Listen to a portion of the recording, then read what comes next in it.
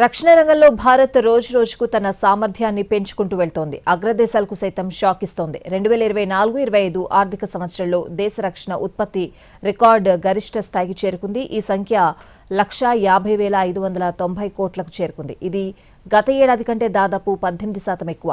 గత ఏడాది ఇది 1.27 లక్ష కోట్లుగా ఉంది. 2019-20తో పోలిస్తే 90% భారీ పెరుగుదల అని రక్షణ మంత్రి రాజ్నాథ్ సింగ్ వెల్లడించారు.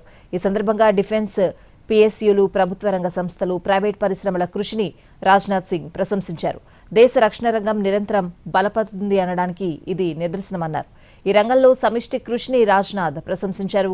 దీనిని చారిత్రక విజయంగా అభివర్ణించారు. రక్షణ ఉత్పత్తి రంగంలో పెరుగుతున్న పురోగతి దేశం యొక్క రక్షణ పారిశ్రామిక స్థావరాన్ని బలోపేతం చేయడానికి ఎంతో దోహదపడుతుందని రాజ్నాథ్ అన్నారు. ప్రధాని మోడీ నాయకత్వంలో దేశ రక్షణ ఉత్పత్తి రికార్డు గరిష్ట స్థాయికి చేరుకుందని రాజ్నాథ్ అన్నారు. 2024-25 ఆర్థిక సంవత్సరంలో వార్షిక రక్షణ ఉత్పత్తి ఆల్ టైం గరిష్ట స్థాయి 1,50,590 కోట్లకు పెరిగిందని అన్నారు రాజ్నాథ్.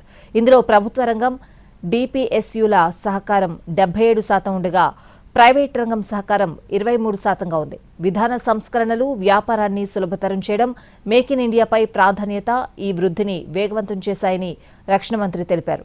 ఈ ఏడాది డిపిఎస్యుల ఉత్పత్తి 16%, ప్రైవేట్ రంగ ఉత్పత్తి 28% పెరిగిందని తెలిపారు.